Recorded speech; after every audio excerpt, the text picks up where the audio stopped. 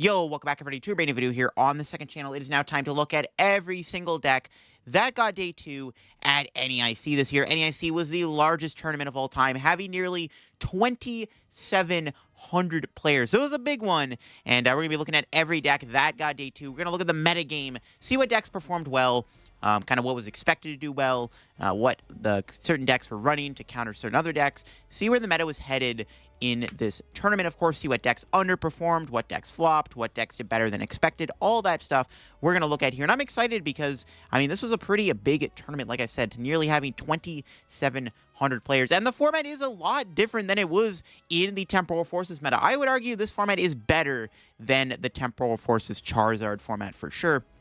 I'm a big fan of this format so far. It is a one-tournament format. We are going to get Shrouded Fable at Worlds, so we're going to have another new set to play at Worlds. While the meta might not change that much, it's still a new set regardless. So this is a one-tournament format, which is kind of weird, to be honest, because it's actually a pretty decent format, in my opinion. It actually has the potential to be really, really good, because the entire top 8 is not just Charizards down the middle.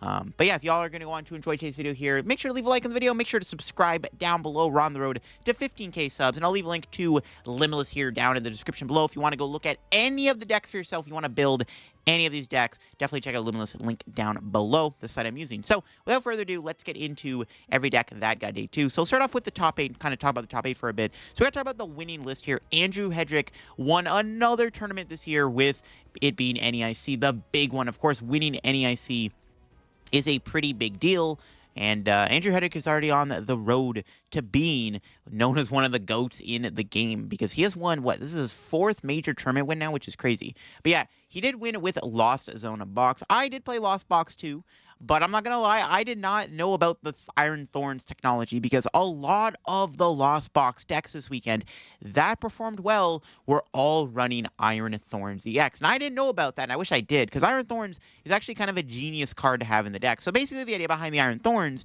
is it's here for the Guardy matchup. Now, Gardevoir is already not a bad matchup for Lost Box, but when they have Klefki and Fluttermane, and when they have Ionos and Unfair Stamps, it can get a little sketchy, though you do have good attackers like Iron Hands and Sableye, which can really mess up Gardevoir.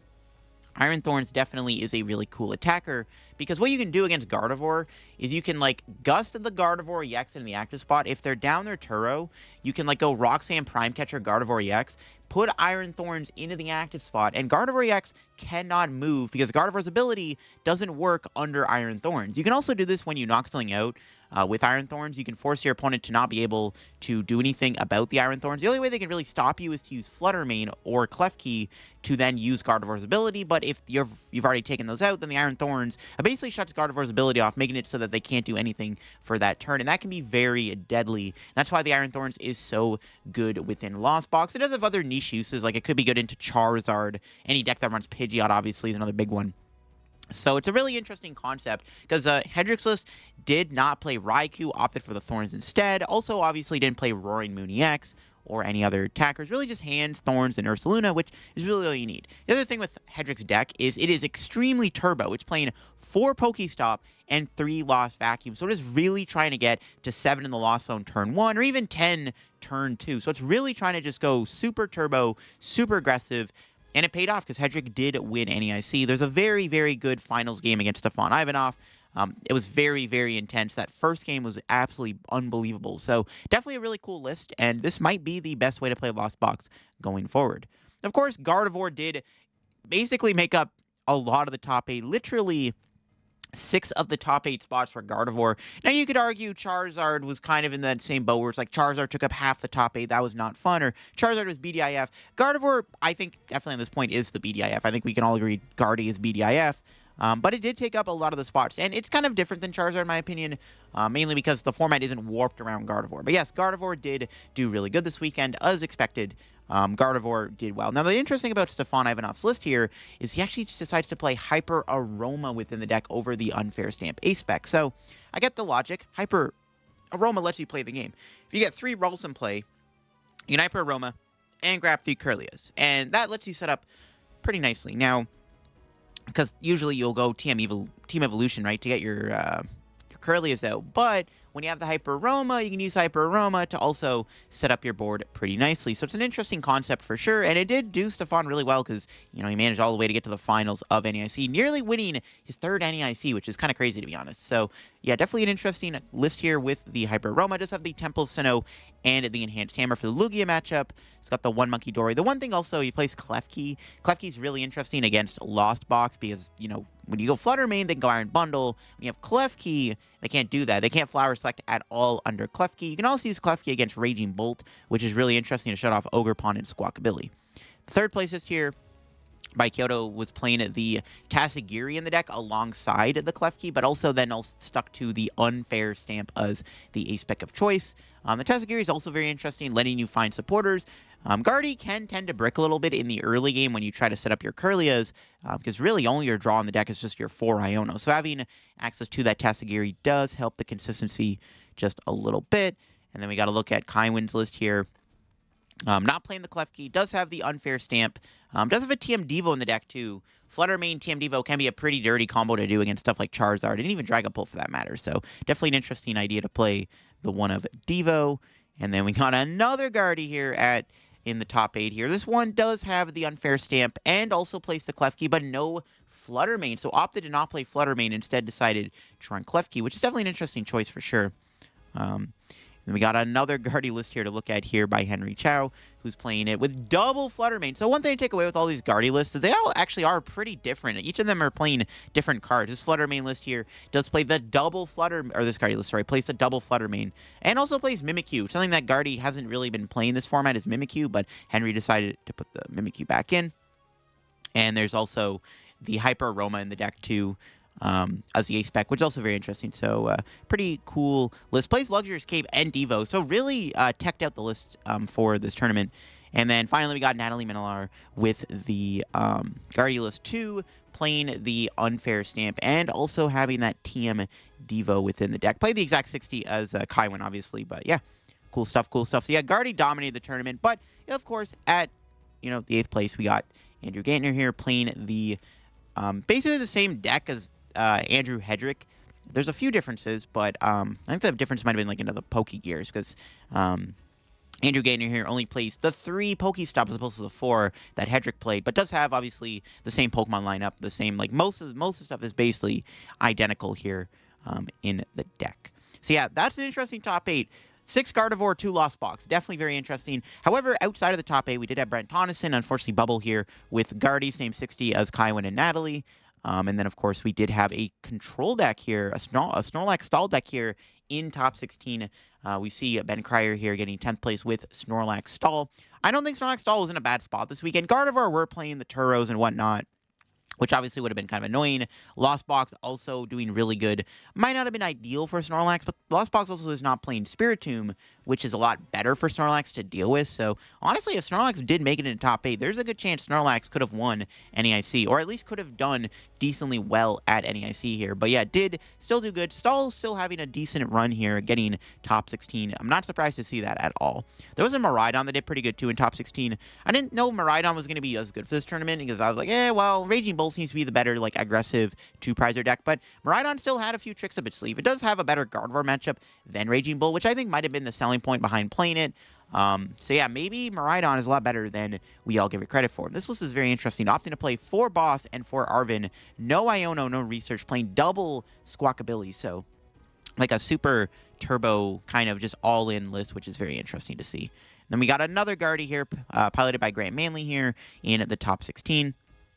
I did actually play against Grant round 9 in the tournament. He did beat me, and yeah, the deck is actually pretty solid, of course. Guardy, looking at their list here, they got the double Turo, the Unfair Stamp, the Flutter Mane, no Klefki, obviously, no Devos or anything like that. Also only playing the 1 Dark as opposed to 2.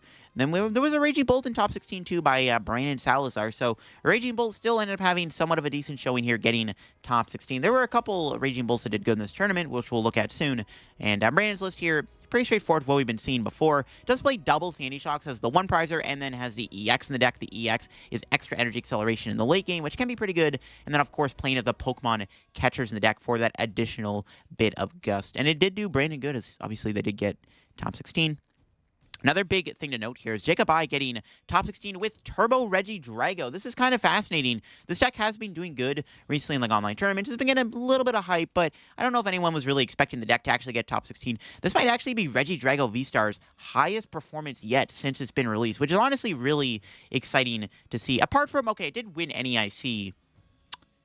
Yeah, it did win NAIC last year. But if we're talking like Masters Division or whatever, this deck definitely, I think, is awesome. And it's the first time we've seen Drago do this well. So I'm excited to see that this Reggie Drago deck is definitely a cool concept because it does have some similarities to Raging Bull. You have the Teal Mask Ogre Pawns. You even play Raging Bolt yourself as an attacker for Reggie Drago to copy, but you also have the double Dragapult. So as long as you draw well enough, you should be able to get turn 2 Dragapult off very consistently, and a lot of decks can struggle to deal with turn 2 Dragapult. So it's definitely interesting to see the deck do this well and have such a good placement. Top 16 is a really cool performance for Reggie Drago, and I'm really happy to see Drago finally do this well.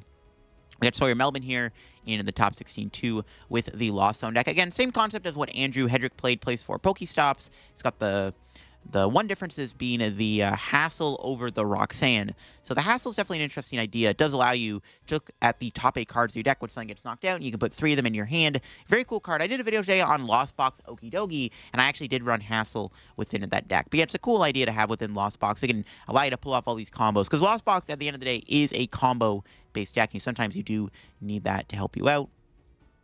Then we got Edwin here in top 16 with another Guardy list here. Playing Cleffa in the deck, actually. It's something we haven't seen yet. It does have the Unfair Stamp and the Enhanced Hammer, and no Clef Key in that deck. All right. Looking outside of the top 16, Nick Moffitt here getting 17th place with Shampoo. Shampoo actually ended up doing pretty well this weekend.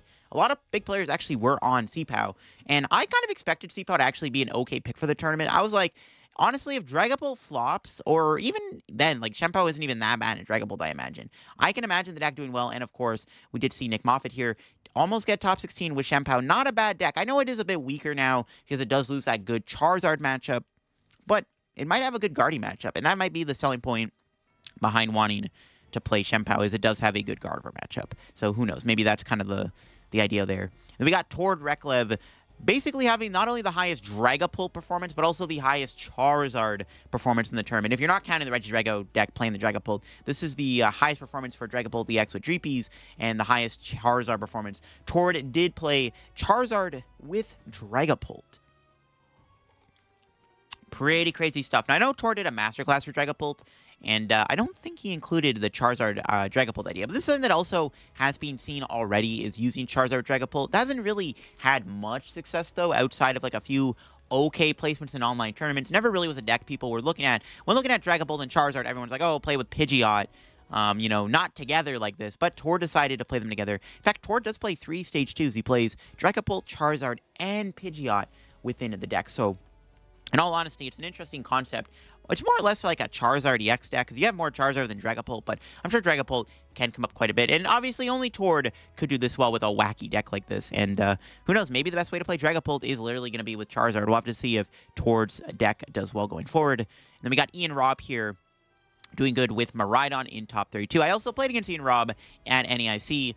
And Rob's list does have the Iron Thorns in the deck, which is an interesting idea to have. It does help your Guardy matchup even more. If that matchup already wasn't bad enough because of the Iron Hands, you already have the Iron Thorns now in the deck to make it even easier. You got the Ursaluna and the Raichu, yeah, pretty standard stuff. Now, this build does have draw on the deck, apart from the other Miraidon list we looked at that didn't have any draw.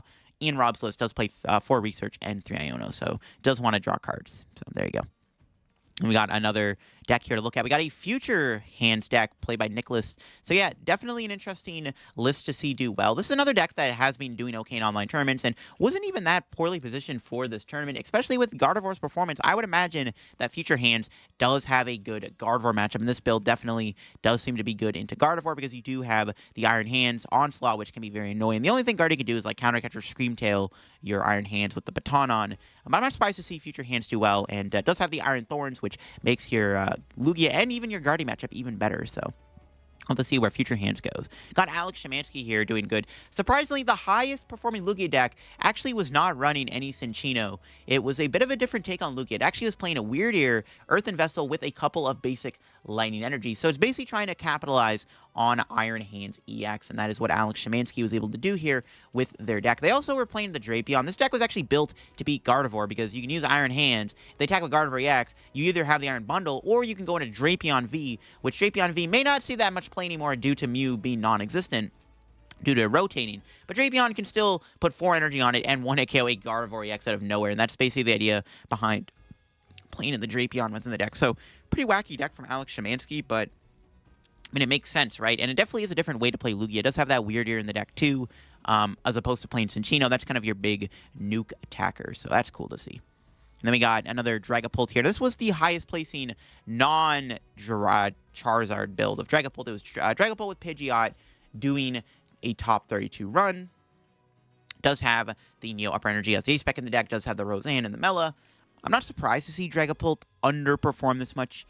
I mean, it's not like an underperformance. It still, like, had some placements. Like, it did have a couple top 32 placements, and some notable players were playing it, like Tord, obviously. But Dragapult definitely didn't do as well as everyone expected it to be. So I think a lot of people are now, like, at the point where, okay, maybe Dragapult is not the big bad boogeyman as we all expected. Because I also don't even know if it beats Gardevoir, which is supposed to be, like, the one deck that it should theoretically be beating. We got another Snorlax here in top 32. Does have the flutes, obviously, which is kind of the big upgrade of the deck. We got another Seapow here in top 32. Like I said, the Seapow doing well, not surprising to see. It might be same 60 as Nick Moffat, or it's close. It does have the Frigibax Bidoof split of the 70 HP, 6 HP ones. Does have the Silene in the deck still, and that's interesting because Silene still being in the deck, definitely something that I've seen talked about, but I think a lot of people are like, yeah, I'm going to cut the Silene going into this format, but hey, you know, still in this list, and it did pretty well. We got another Guardy here, piloted by Isaiah Bradner. Plays the Fluttermane. Does have Lumineon in the deck as the interesting tech card. I mean, Lumineon's not bad. Lets you find Arven, lets you grab Research, grabs Churro. Does have the Collapse Stadium in the deck alongside the Lumineon to kind of get it off the board immediately, so that can help, obviously, quite a bit. And we got another Charizard. Now, this was the highest placing Charizard deck by itself, and it was a top 32 run. Charizard wasn't in a bad spot this tournament, in my opinion. Still could have done decently well. Definitely Charizard has been a bit weaker this format for sure, but I'm not surprised to still see it at least have a top 32 placement. This build of Charizard is using Unfair Stamp as the A-Spec. That was kind of the big talk about Charizard is, does it play Prime Catcher, does it play Max Belt, or does it still play Unfair Stamp, or do you want to maybe go Heroescape? So we'll have to see what other Charizard lists made day 2 and what A-Specs they do end up playing. Another Guardy here, piloted by Gabe Smart, playing the Klefki and the Fluttermane. Unfair Stamp as the A-Spec here. We got another Future Hand deck here playing triple Iron Thorn. So it does lean more into the Iron Thorns route, which obviously would be a lot stronger against something like Gardevoir, but does also still have the Iron Hands EX in the deck for the Iron Hands, just doing Iron Hands things. Another Guardy here, James Cox playing the same 60 as all the other Australians there we saw.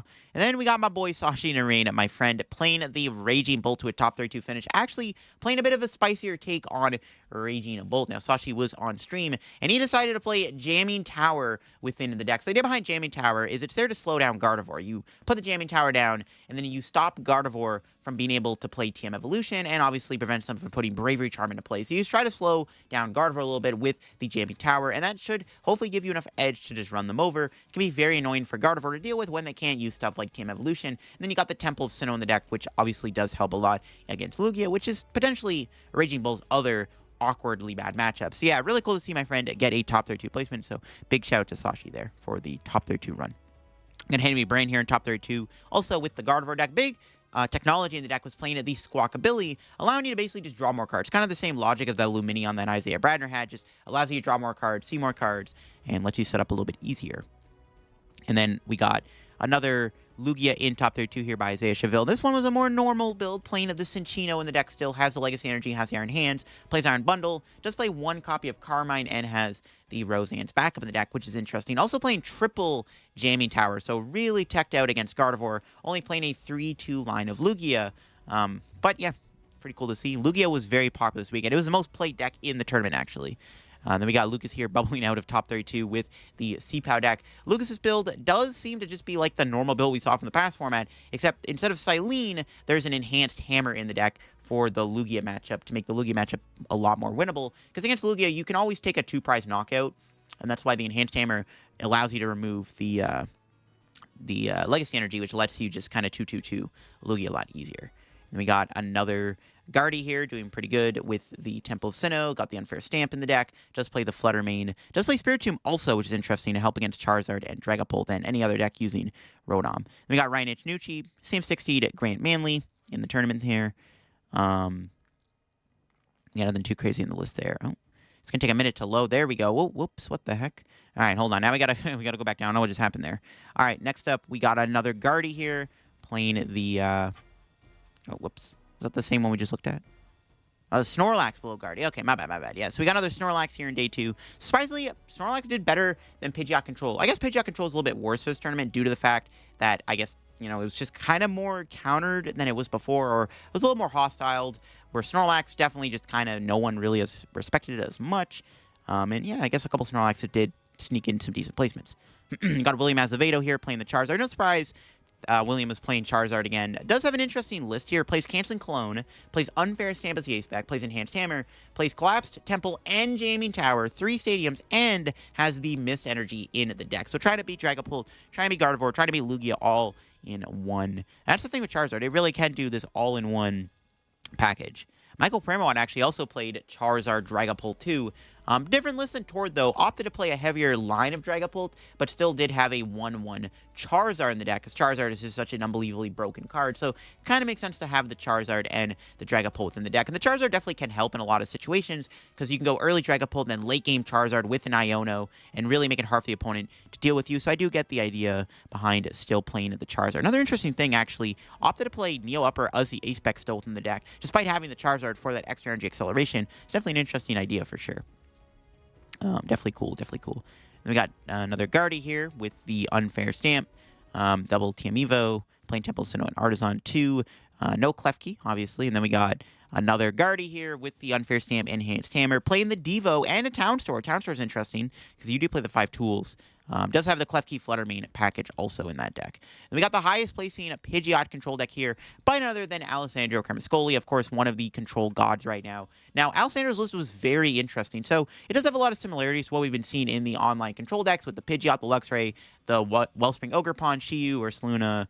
Does have the Bouffalant back in the deck to remove some energy. Can be good against Dragapult. The other big thing was the Farigiraf. Now, Farigiraf is very good right now against Raging Bolt, because in my opinion, Raging Bolt doesn't need to play Cornerstone Ogerpon. In my opinion, that's just a terrible card to play in the deck. And I did a video on Blissey with the 1/1 Farigiraf, basically to tech for Raging Bolt. Raging Bolt doesn't need to play the Ogerpon, right? And that's kind of the big thing, is Alessandro banked on all the big Raging Bolt decks not having Ogerpon.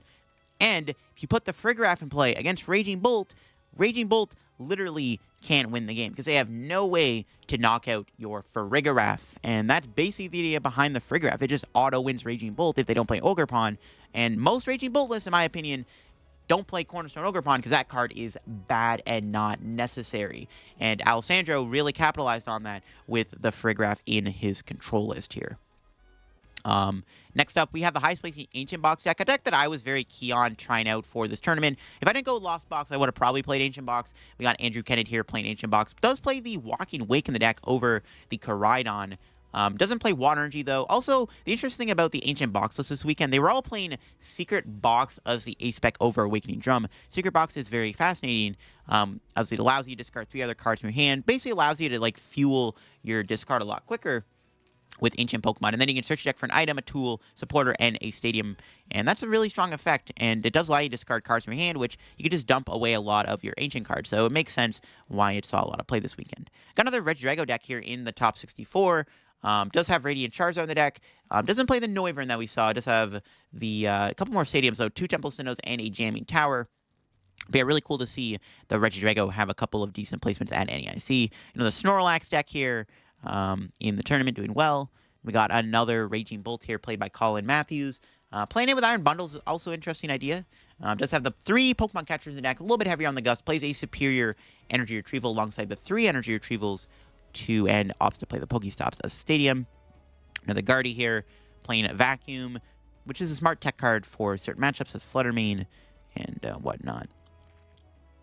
All right, next up here, let's see. We got a Lost Box deck once again. This one does have the Roaring Moon in the deck, not just capitalizing on the Iron Thorns. Does have the Roaring Moon alongside the Iron Thorns. Also plays Rotom V, some of that technology we saw earlier. Does have the Sableye in the deck. Does play Cynthia's Ambition, too, which is a very interesting card to see within Lost Box. I mean, hey, man, it helps against Iono, which can be really good. It does also have a canceling Cologne in the deck, really trying to capitalize on Cologne Prime Catcher shenanigans with Greninja or Sableye. It's a cool 60.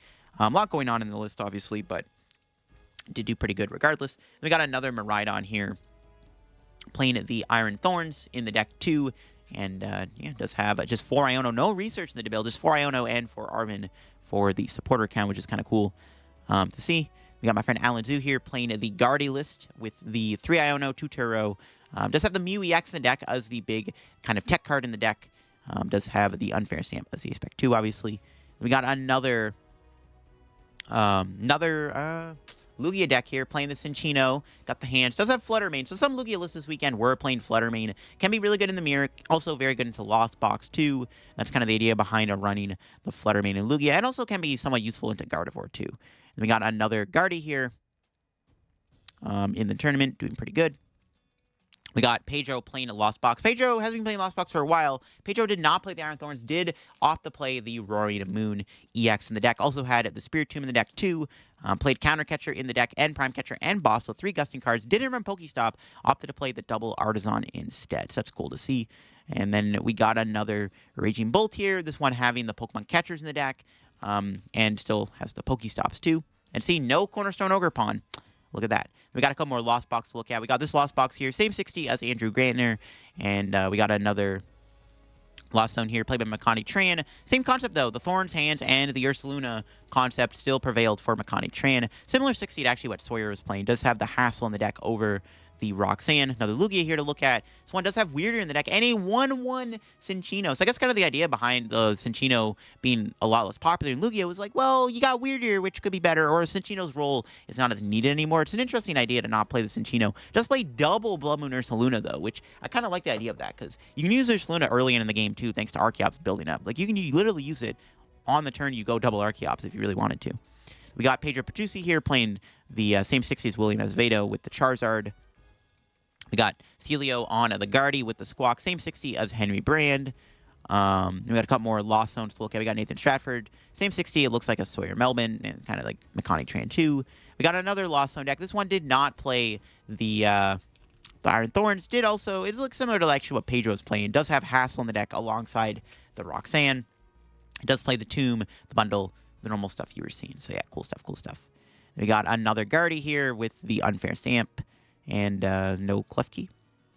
And then we got a Sablezard in day 2. That's cool to see. Sablezard's not in a bad spot right now. We've been seeing it actually do pretty good in the online tournament scene. This one does have that Monkey Dory in the deck. That was kind of one of the big tech cards we've been seeing. The Sablezard deck play is the one of Monkey Dory. This one does have Ursaluna and Charizard, so 2 big attackers. Just play Dark Energy, but no Roaring Moon. Just have TM Devo in the deck. 2 Temple Sinnoh to help against the Lugia matchup. Plays a lot of supporters, Iono, Hassel, Roxanne, alongside the Colress and the Boss. So a lot more going on in the Sablezard list, but Sablezard does have room to fit a lot more of these cards in the deck. A couple more Lost Boxes here to look at. Aiden Ku's playing the Lost Zone box deck.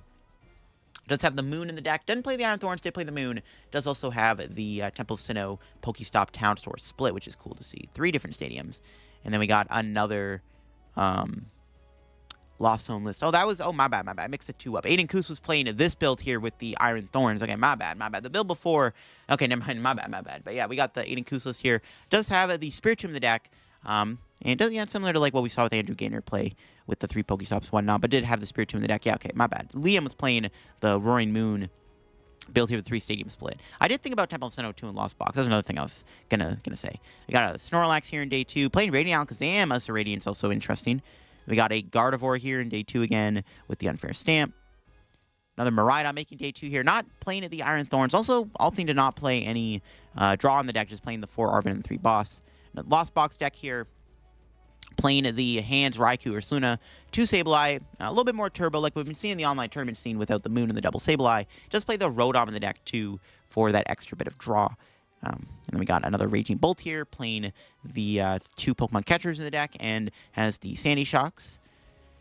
We got another Ancient box in day 2 here, playing the Walking Wake. Does play the Walking Wakes, though, still, which, can be good, right? The one Retreater can come up nicely in some scenarios. We got a Lugia here in day 2, playing the Fluttermane. Does have the 3/3 Cinccino in the deck also. And we got our first Tina in day 2. So Tina definitely was in a weird spot this tournament. I don't think it was like insanely good, but it did have some decent success. There was at least one in day 2. I'm sure there will be a couple more Lost Tinas in day 2. Lost Tina does have Ursaluna now. Also playing Unfair Stamp as the A-Spec is interesting for sure. Within the Tina, got the double Temple of Sinnoh to help against Lugia. So yeah, cool to see Tina still do this well. Then Ross Cawthorn decided to play Quad Iron Thorns for NAIC. Very cool to see Ross play this Iron Thorns deck. Iron Thorns actually had a pretty good result showing this weekend, which is kind of crazy. A lot of different Iron Thorns being played this weekend in Miraidon and Lost Box, and even Ross playing the Quad Thorns deck. Pretty crazy stuff. Playing 4 Lost City, which is kind of wild against Gardevoir. You got the 4 Hammers, 3 Judge, no Eerie in the deck. Also opting to play Research in the deck for some extra bit of draw to make your deck a little bit more consistent, because Quad Thorns can tend to be a bit bricky. Got another Miraidon here. This one not playing the Thorns. Does have 3 Research, though. We got another Guardy here with the Unfair Stamp. That's the A-Spec.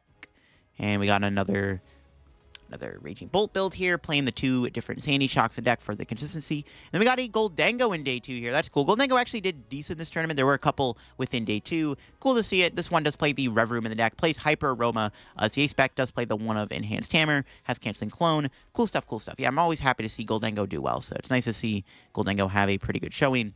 Another Lost Zone deck here. Michael Davison playing the same 60 as Andrew Hedrick. Another Miraidon here. 17 energy in the deck, 2 Research, and the 4 Arven. And then we got another Lugia here with the Wellspring Ogerpon. So not a lot of Lugia this weekend. We're playing Ogerpon. And, there was at least one in day 2 playing the Wellspring Ogerpon. Regardless, we got another Guardy playing the Klefki Fluttermane package, Unfair Stamp in the deck 2. Got another Lugia here with the Wellspring Ogerpon and 2 Jamming Towers. Look at that. We got Guardy again with the Unfair Stamp. The Fluttermane, my boy Felix playing it. We got another Dragapult in day 2 here. This one is the Pidgeot build of Dragapult with the Neo Up Energy in the deck, playing Jamming Tower and Collapsed, and a Panic Mask. Panic Mask is interesting, actually, against Gardevoir, because, it still kind of works against Gardevoir when they try to load up damage counters on Drifloon or Screamtail. You can Panic Mask one of your Pokemon, and then the Gardevoir can't knock it out. That's actually a really interesting tech card to see within the Dragapult deck, for sure. So that's quite interesting. Very, very interesting stuff to see. Because then I guess they have to two-shot you. We got Jack Moore with the Lost Box deck, playing the Iron Thorns, Hands, Ursaluna package also. The technology I wish I saw going in this tournament. We got another Charizard here in day 2, playing Hero's Cape as the A-Spec of choice. Can help into Guardy, can also help into Lugia. And we got another Guardy with the Mew EX in the deck as the tech card, playing Klefki and Fluttermane 2. We got another Lost Zone here, the Thorns, Raikou package. And we got another Guardy here with the Unfair Stamp. We got another Guardy here to look at. Plain Unfair Stamp A-Spec and the Fluttermane, no Klefki. That one did have Luxurious Cape and Town Store. Now, Lugia here with the Fluttermane, no Wellspring Ogerpon, but does have the Fluttermane tech card. We got another Dragapult in the tournament. This one was the Xatu build of Dragapult. So, okay, there is at least one Xatu build of Dragapult within day 2. Non-Pidgeot, non-Charizard EX build, just plain Dragapult with Xatu. We'll have to see if there's any Lost Zone Dragapult in day 2 also to kind of complete the trio of different Dragapult decks. But, yeah, Dragapult Xatu getting day 2 here is kind of cool. This one not having any Rotom on the deck, plain Unfair Stamp as an A-Spec is also very interesting, but still got day 2, so that's cool to see. A couple more Lost Zones here. Another one playing the Thorns. Does have the Raikou in the deck alongside it. Then we got another Lost Zone behind it here. Playing the Iron Valiant. Ooh, that's kind of cool. Plays Pidgeot V in the deck, too, with the double Force Seal Stone. The Iron Valiant's actually really interesting, because then, like, the matchups where you want to KO the Ursaluna, you can use the Iron Valiant to put 20 on the Ursaluna, and then you can Ursaluna their Ursaluna to knock it down in one hit. Also opting to play double Sableye, so a little bit more heavy on the Sableye. No hands in that build, though, is kind of, I think, the big thing that deck didn't have was no Iron Hands. A couple of Pidgeots, Charizards to look at here. This one playing the Unfair Stamp for the A-Spec. Another Charizard below it, playing the Unfair Stamp A-Spec. Also does play the Canceling Clone 2 in that one. And then we got another Lugia here with the Fluttermane.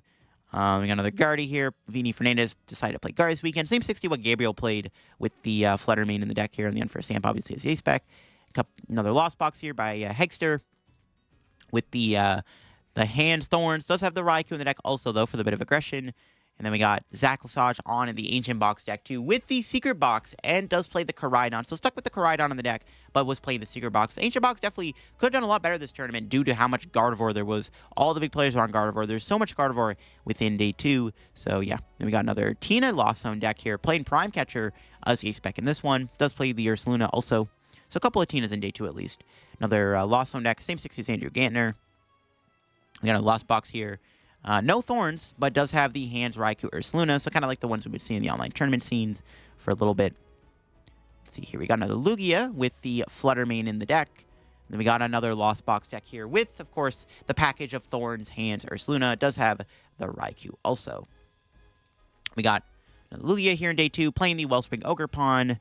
Another Dragapult here, playing there's another Zatu Dragapult in day 2, so, look at that. At least 2 Zatu Dragapults within day 2 at NAIC. Cool stuff, cool stuff. Another Lost Zone deck with, look at that, the package we've been expecting. The Thorns, Hands, Ursaluna. It's crazy, crazy stuff. We got another Seapow in day 2 here. Yeah, kind of straightforward stuff we've been seeing before. The Silene in the deck still. Plays the 170 HP Friggy, no 70 HP Bidoof. Another Raging Bolt with the Flutter Mane in the deck. The Flutter Mane is definitely interesting. You can use the Flutter Mane, I guess, against the Farigiraf. But outside of that, it's not really going to do enough if they can knock it out. But yeah, the Flutter Mane still seeing a little bit of play in the Raging Bolt deck. Another Ancient Box here in day 2. This one does play a 1 of Roaring Moon alongside 3 Dark Patch. So it's kind of like a blend of Roaring Moons. It does have that 1 EX in the deck. Does play a couple catchers too. Plays Prime Catcher, Pokemon Catcher, and Counter Catcher. Oh my god, every catcher you can imagine in the format, damn. And yeah, it's interesting stuff. Another Seapow, piloted by John Egg. Same 60 as what Lucas was playing, obviously. Let's see here. A couple more Raging Bolts in day 2. One with the Sandy Shocks. And then another Raging Bolt here playing the Sandy Shocks. I got another Guardy here, played by Cal Connor. Plays the Unfair Stamp. Does have the double Flutter Mane in the deck. And then we got another Charizard here with, of course, Unfair Stamp being the A-Spec of choice. Another Tina in day 2. Or, sorry, that was not Tina. It was Lost Zone Dragapult. But yeah, so there was at least one Lost Zone Dragapult in day 2. So different Dragapult archetypes. Charizard Dragapult made day 2. Dragapult Pidgeot made day 2. Dragapult Zatu made day 2. And Lost Zone Dragapult made day 2. Look at that. Crazy stuff. Crazy stuff. Let's see. We got another Lost Zone deck. Ooh, whoops, what the heck just happened? Hold on. I got to refresh the page real quick. Let's see. Is it going to work now? There we go. Okay, cool. There was some weird glitch. We got another Lost Zone playing the Thorns and the Moon in the deck, so best of both worlds.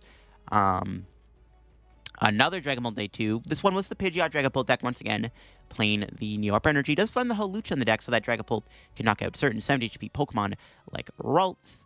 Another Charizard here in day 2 with the Unfair Stamp as A-Spec and playing the Delphox V for that surprise factor, it looks like.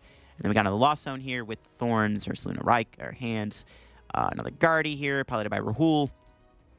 Same 60s as Thea Bradner. We got another Seapow in day 2 here with the, the Seapow technology played by, look at that. Yeah, Seapow. Made it 2. Oh, Jared Grimes with same 16 actually is what we saw before. Damn, that's crazy. Look at that. Holy moly. It took me a minute to realize that. All right, cool. I guess one thing to note too, actually, I think I skipped over this. There was a Greninja Frostlass deck in day 2. That's pretty hype to see. Greninja did make it into day 2. Frostlass Greninja making day 2 is pretty cool to see. I did a video on this deck recently. It's a lot of fun to play. It's a really cool archetype, and Frostlass can be very good against decks that rely on abilities like Gardevoir and Lost Box, which happen to be pretty good this weekend, so really cool stuff to see the deck end up making day 2. Yeah, I might have skipped over that. It's my bad. We got another Lugia here. Ooh, playing the Luxray in the deck. Pretty good in the mirror. Can be good against other Pidgeot decks also. Big deal there. Yeah, I skipped over those 2, and then I looked at, I think, I might have skipped over the Lost Zone Pult here. I skipped over a lot of these decks. Okay, my bad. But yeah, there was a Lost Pult in day 2, 2 at least in day 2. Another Charizard with the Delphox. I think I looked at that. Okay, so I think we're caught up now. Okay, we're caught up. Another Lost Zone Dragapult here below Jared's Shampoo deck with the Unfair Stamp. So a couple actually more Lost Zone Pults than I imagined, kind of all together. Another Ancient Box in day 2 with the Walking Wake, no Water Energy in the deck. Cool stuff.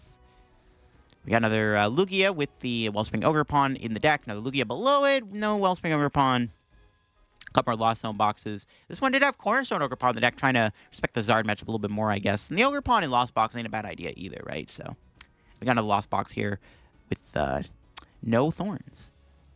Another Guardy in the tournament doing good, of course. Let's see. Another Sablezar in day 2. That's cool. This one does have a couple more going on. Does have the Ursaluna, but also plays that Iron Thorns we've been seeing to help a little bit more against Guardy. Has Tomb, double Sableye, the Monkey Dory still being good in the deck too. And plays Hassel and Arven and Roxanne in the deck. It's also really interesting to see. Now Lugia here with the Wellspring Ogerpon. Another Raging Bolt playing the Sandy Shocks in the deck. Lost Box with, look at that, the Thorns and the Hands and the Moon. A couple more Guardies. One's got Unfair Stamp and Enhanced Hammer. Scardy played Unfair Stamp. Also, another Seapow playing the Silene. Lugia here. Liam Halberta did play Lugia with the Weird Ear of the deck. Does have the 1/1 Sachino and opted to play the Roseanne's backup and double Ursaluna. We got another Pidgeot control, of course. All Out Blissful did make day 2 with the Pidgeot control deck here. And it's kind of what he's been playing online for a while. Doesn't have the Great Tusk in the deck, though, interestingly enough. Plays the double Luxray package of the Luxray V and the Baby Luxray. Now, Lugia here playing the Ursaluna in the hands. Look at that. Another future hands making day 2 with the 1 of Iron Thorns as opposed to 2 or 3. That's interesting. Now, Lost Box deck. This one was a Lightning Lost Box deck here, using Miraidon to get your Lightning Pokemon. I like the idea of this. This has been seeing a bit of success in the past format, and it's kind of capitalized on once again, using Miraidon to get Iron Thorns. Now, it gives the deck a little bit of an upgrade, because we saw Iron Thorns do so good this weekend anyways, right? So there you go. Another Guardy with the Vacuum. Another Raging Bolt playing the Sandy Shocks. We got another Miraidon here in day 2 with no Iron Thorns, playing double Zapdos. So trying to beat the Iron Thorns matchup, or not the Iron Thorns, sorry, the Raging Bull matchup with Miraidon. So the Miraidon can do 240 with double Zapdos. And the G-Shen on the same 60 with the Shinpao we saw before. A couple more Raging Bulls here to look at real quick here. Let's quickly skim through these. Couple Raging Bulls. This one playing 4 Pokemon Catcher, going all in on the catchers there. It looks like that's kind of crazy. Really, oh wait, where is it? Yeah, trying to capitalize on the catchers quite a bit. That's crazy. I mean, 4 catchers does work. I mean, hey. Sometimes you can't afford to play boss. Another Guardy. And then another Lost Box deck here. Playing the Thorns and the Roaring Moon in the deck. And does have the Rotom still in the deck also. A couple more Lugias here. So one does have Radiant Gardevoir and Wellspring Ogerpon. The Radiant Gardevoir, I guess, would help a little bit in the mirror. And then we got another Lugia deck here. Playing the Drapion in the deck for that Guardy matchup. And still plus the Cinccino too, so that's cool. So yeah, Drapion might be good in Lugia. Who knows? Another Tina made day 2. This one does have the Unfair Stamp as the A-Spec also. We got another Raging Bolt here with the Sandy Shocks. And then we got another Quad Thorns in day 2. Cool stuff, cool stuff. Like I said, Quad Thorns definitely was an interesting deck this weekend. Like I said, Iron Thorns in general did really good at NAIC. This one does have 3 Eries in the deck. A bit different than what we saw with Ross play. Has the 3 Eries, 3 Judge, and obviously the Colress, the Hammers in the deck, and has the Lost Cities. Another Lugia deck here in day 2. Another Guardy with the Unfair Stamp. We got another Miraidon, no Iron Thorns. This one also playing the no draw sporters. Look at that. And we got another Iron Thorns played by Calimore. Same 60 to Sky, which we just looked at. And I did play against Cali. Just had, like I said, 3 Eries, 3 Judge, 2 Course and stuff. We got a couple more Guardies to look at here. Another Guardy here with the Tessagiri in the deck. And we got another Guardy here playing in the Unfair Stamp, playing the Klefki and the Flutter main package. And another Guardy with the Tessagiri in the deck too. All right, we got another Tina in day 2 here. Alberto, just kind of one of the big Tina stands of the past year, playing Tina again. Just at the Prime Catcher, Jamming Tower, Temple Sinnoh. We got another Lost Box deck here. Another Miraidon Lost Zone in day 2. This might be the same 60s as the one we saw earlier. Yeah, it is. Okay, cool, cool. Let's see what else we got here. Another Raging Bolt, it looks like, below it. Cool, cool.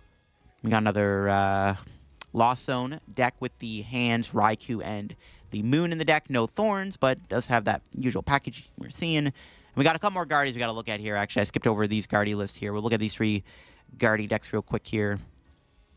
Just quickly skim through those. Cool, cool, cool. Ooh, playing the one of Psyshot Relics, interesting. All right.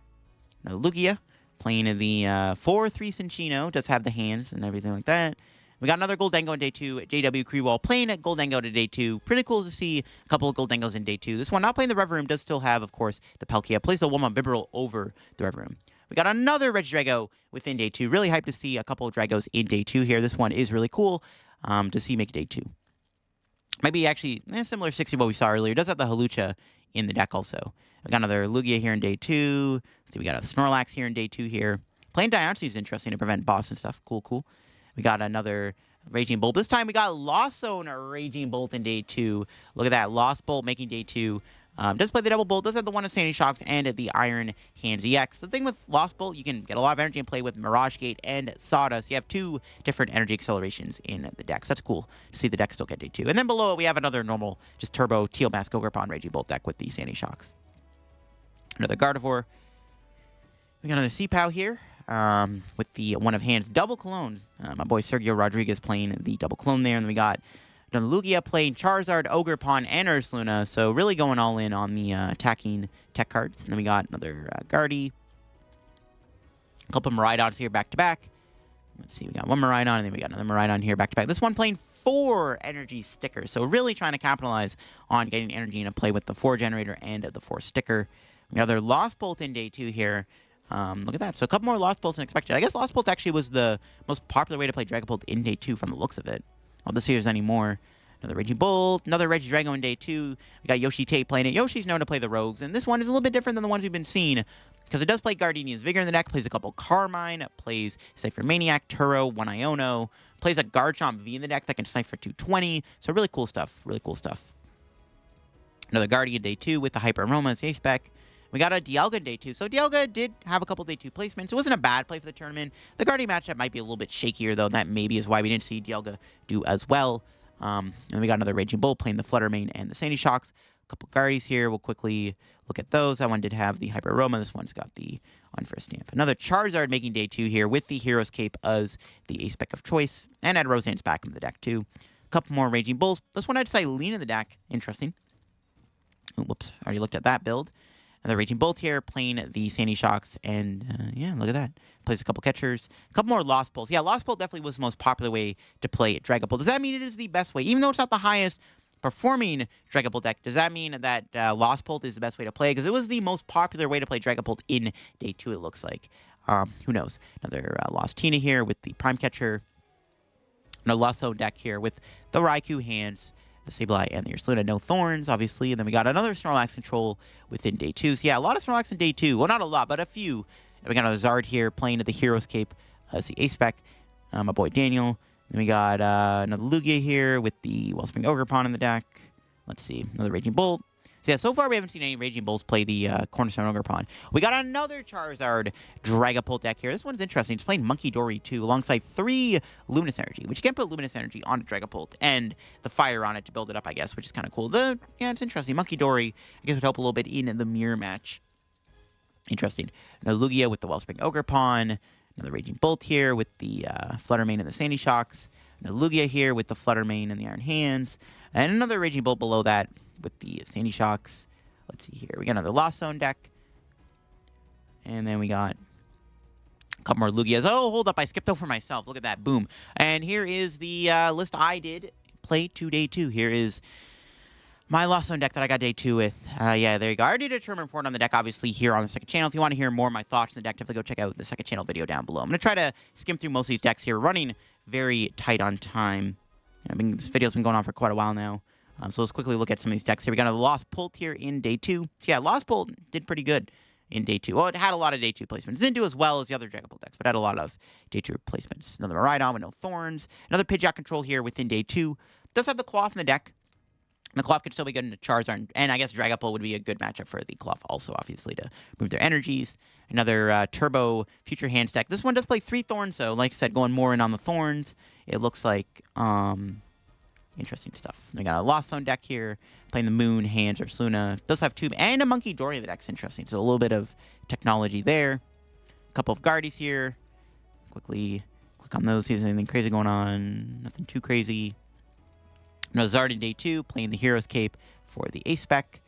We got a couple more Lugias here, one with Wellspring Ogre-Pon, and then another Lugia here with Squawkabilly in the deck to help, I guess, get the turn 1. I guess Squawkabilly and Carmine, you draw a lot of cards in one turn. That definitely makes a lot of sense, right? So you can really set up a lot. And then we got my boy Dre with the Guardy. Let's see, another Raging Bolt here, playing the Sandy Shocks. And we got a Lost Zone Bolt in day 2 here with Prime Catcher. A lot of the Lost Zone Bolts we've actually been seeing, their A-Spec was Unfair Stamp. Another Guardy here with the one of Tessagiri. That one had Klefki, Flutter Mane 2, looks like. Another Goldango here, piloted by Jesse Parker. Same 60 as what we saw JW play. And another Guardy here. Then we got another Raging Bolt with the Sandy Shocks. Another Lost Pult here, playing the Unfair Stamp A-Spec, like I said. See, a lot of Lost Pult in day 2. Then we got another Lost Tina here, playing Unfair Stamp, and actually Arvin Hassel and Iono, too. So a lot of different supporters in that build. Oops, clicked on the wrong thing there. Another Lost Zone deck here with the Moon, Raikou, Hand, or Saluna. A couple more Lugias here to look at. Let's see here. Anything crazy going on these Lugia decks? That one had a Flutter Mane. Another Miraidon here, Adam Reinhardt. Another Miraidon stand, playing Miraidon once again to NAIC. Another Lugia here. Nothing crazy in that build. We got a Turbo Moon in day 2. That's interesting. Turbo Moon with the 1/1 Darkrai V-Star and the Baby Moon. Darkrai V-Star does let you do the Prime Catcher clone multiple times over. This build here does play Water Energy and Energy Switch. So you can attack with Greninja. When you have Darkrai V-Star, you can do Prime Catcher clone multiple times, or even multiple Greninjas in a turn if you want to get your Energy Switch back. Another Lugia with the Drapion V in the deck. And we got a Lugia here, playing Roseanne's backup. Another Raging Bolt here with the Sandy Shocks. And then we got another C-Pow here with the Silene in the deck. Kind of like what we've seen from the last format, basically. The same 60. Sandy Shocks once again in the Raging Bolt. Another Guardy here with the Unfair Stamp. Another Miraidon here. No Iron Thorns in that Miraidon deck.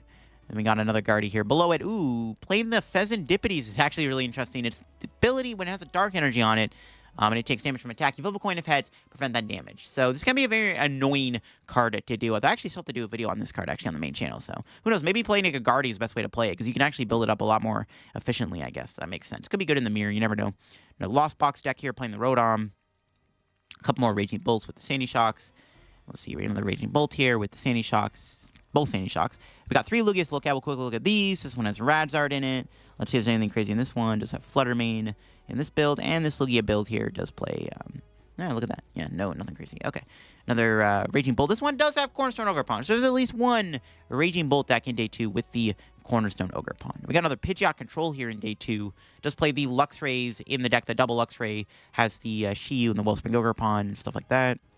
Another Lost Bolt here in making day 2. Prime Catcher as the A-Spec. Another Guardy here with the Klefki and the Flutter Mane. We got another Lugia here. 2 Jamming Towers. Let's see, another Guardy. This one does have the Mew EX in the deck also. Another Dragapult Pidgeot in day 2 here. We got another Guardy here with the Unfair Stamp. Lugia, anything crazy here? This one, ooh, Radiant Charizard and Snorlax. That's pretty funny. I guess sometimes you can catch your opponent off guard with that Snorlax and cheek out a win, which is kind of funny. We've been seeing a lot of that in Japan. And because they're best of 1, though, so it makes more sense, right? So, who knows? A couple Miraidons here to look at. That Miraidon not having the draw supporters. And this one does play the 3 research in the deck, too. And the Teskiri.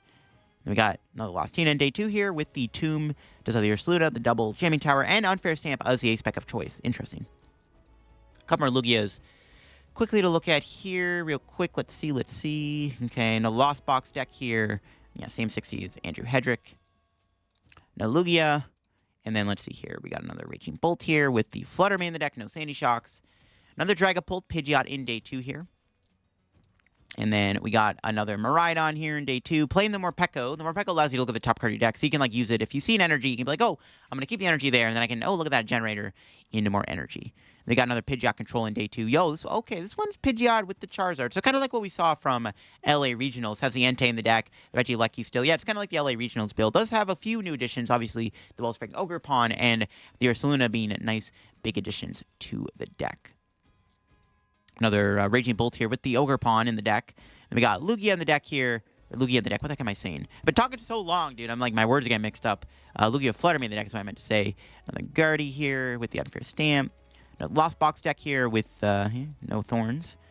We got another Miraidon here. And then finally, we got another Dragapult deck. Another Dragapult Zatu in day 2. And then finally, round things out, we got another Dialga in day 2. Not gonna lie, I expect to see a little bit more Dialga in day 2 this time around. But there you go, folks. That is all the decks that made day 2 at NAIC. We got a lot of decks that we had to go over here, but I'm definitely excited to see how the format might evolve. I mean, again, we don't have any other tournaments other than Worlds coming up. I guess Cups and Challenges, I think, return in July, and I guess that's still going to be in this format. So I'm interested to see where the format evolves. Some big takeaways from this weekend. Snorlax did okay. Iron Thorn saw quite a bit of play this weekend within Lost Box. That was the big technology. Gardevoir absolutely dominated. It was by far the most popular deck in day 2. A couple cool rogues like Regidrago doing well was pretty cool to see. A lot of Dragapult variants were in day 2. All of the different Dragapults, the Charizard build, Pidgeot build, Lost Zone build, and the Zatu build were all in day 2. Charizard kind of underperformed, but still had a few placements within day 2. Shenpao did a little bit better than I think a lot of people gave it credit for going into the tournament. Some pretty cool stuff here. That'll be for me on today's video, looking at every deck that made day 2. If you all enjoyed the video, make sure to leave a like. If you're new to the channel, subscribe down below. Help me on the road to reaching 15K subs. And yeah, I think that'll be for me. I'll leave a link to Limitless down below if you want to go copy any of the decks we looked at in today's video for yourself. And I'll see y'all in another video. Bye-bye.